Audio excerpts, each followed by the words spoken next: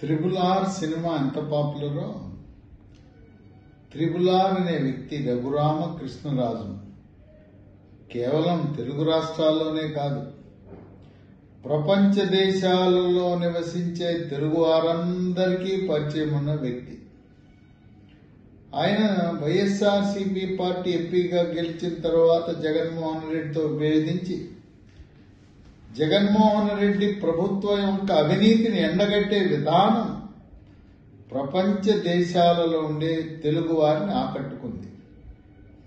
కొన్ని ప్రత్యేక పరిస్థితుల కారణం వల్ల భారతీయ జనతా పార్టీ నర్సాపురంలో రఘురామకృష్ణరాజుకి సీటు కేటాయించలేకపోయింది.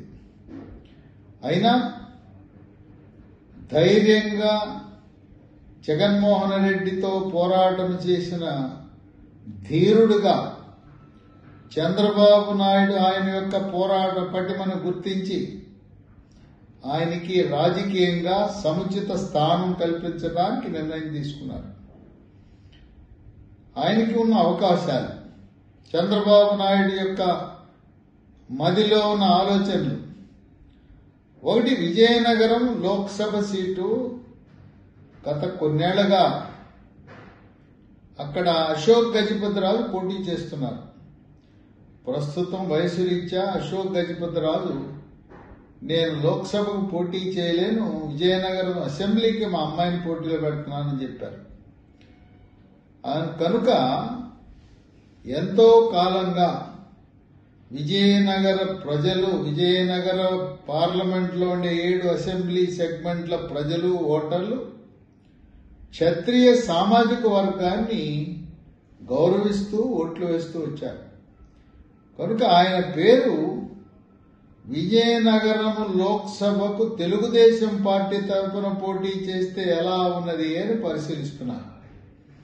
దీంతో పాటు అక్కడ విజయనగరం లోక్సభ సీటుకి కళా వెంకట్రావు, మీసాల గీత మాజీ ఎమ్మెల్యే, అలాగే మాజీ ఎమ్మెల్యే కేఏ నాయుడు, అప్పలనాయుడు డాక్టర్, వీళ్ళ పేర్లు కూడా పరిశీలనలు ఉన్నాయి.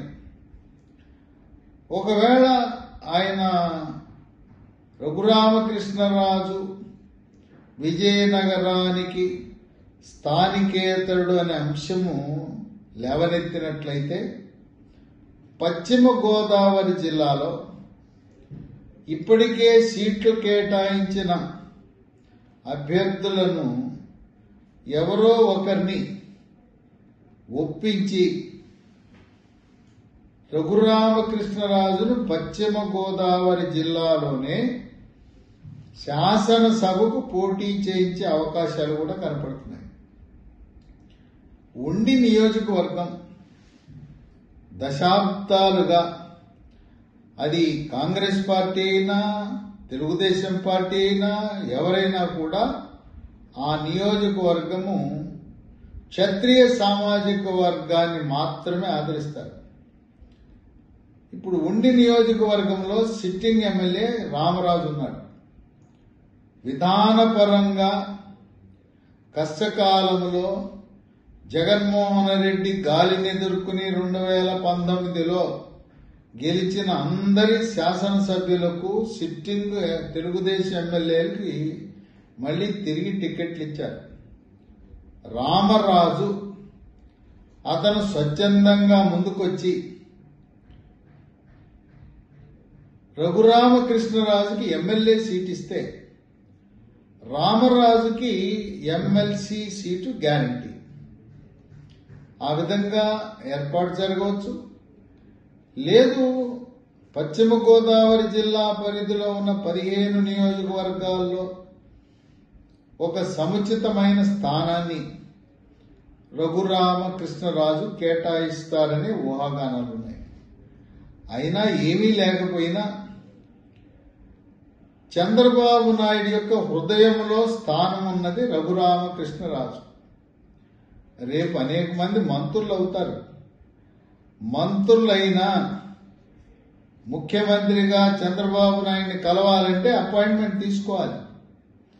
అపాయింట్మెంట్ లేకుండా ఎప్పుడైనా రండి రాజుగారు అని చంద్రబాబు నాయుడికి అత్యంత సన్నిహితుడైన త్రిపుల్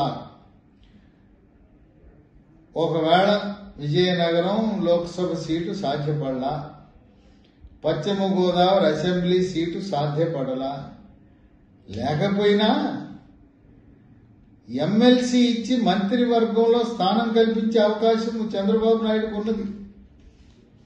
మరి ఇప్పటికే జాబితా సిద్ధమైంది.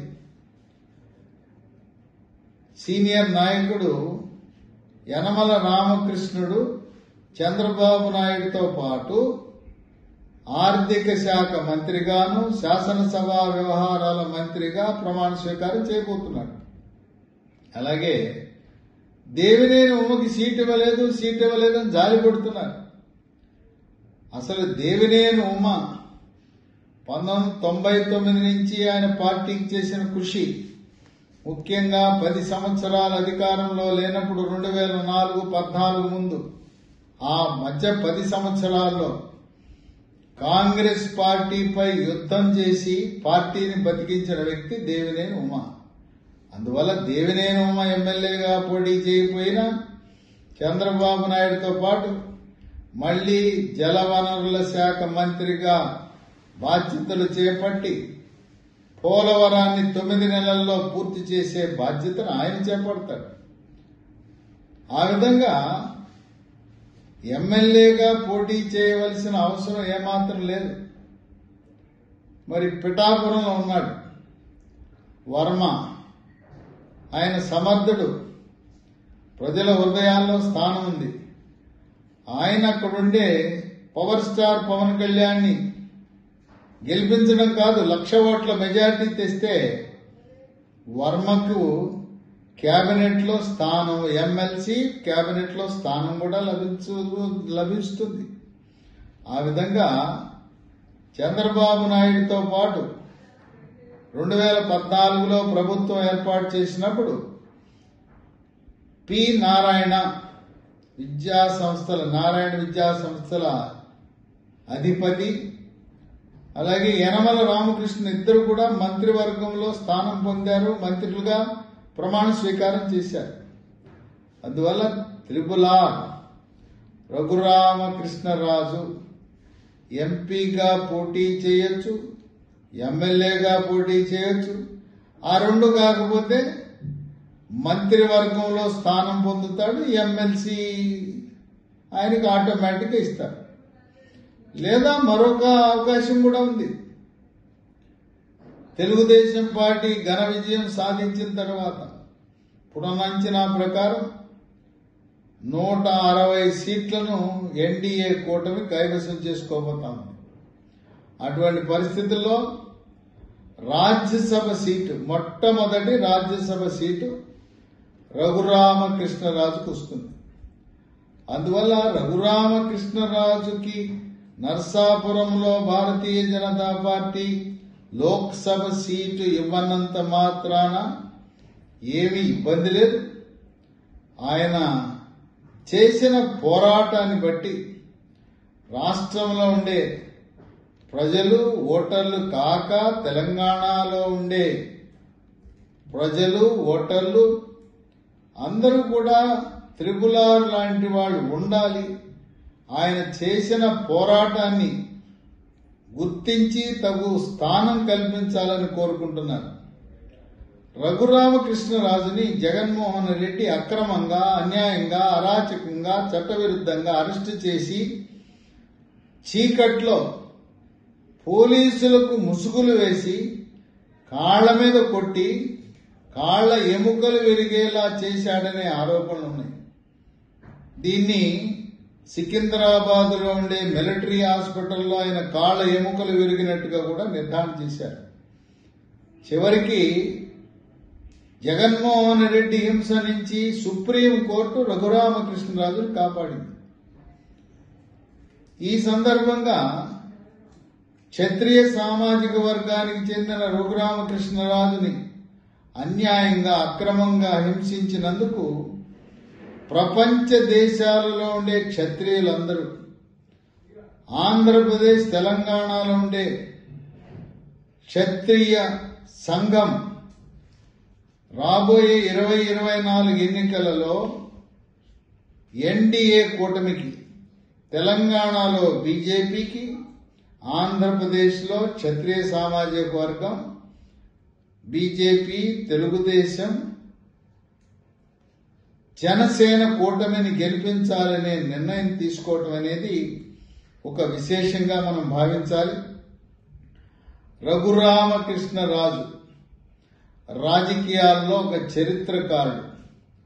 నభూతో నభవిష్యత్ అనే విధంగా నిరంతరం ప్రతిరోజు జగన్మోహన్ రెడ్డి యొక్క అవినీతి కార్యకలాపాలను ధైర్యంగా మీడియా ద్వారా బట్టబయలు చేసిన మగధీరుడు, ఒక చరిత్రకారుడుగా రాజకీయాల్లో మిగిలిపోతున్నాడు.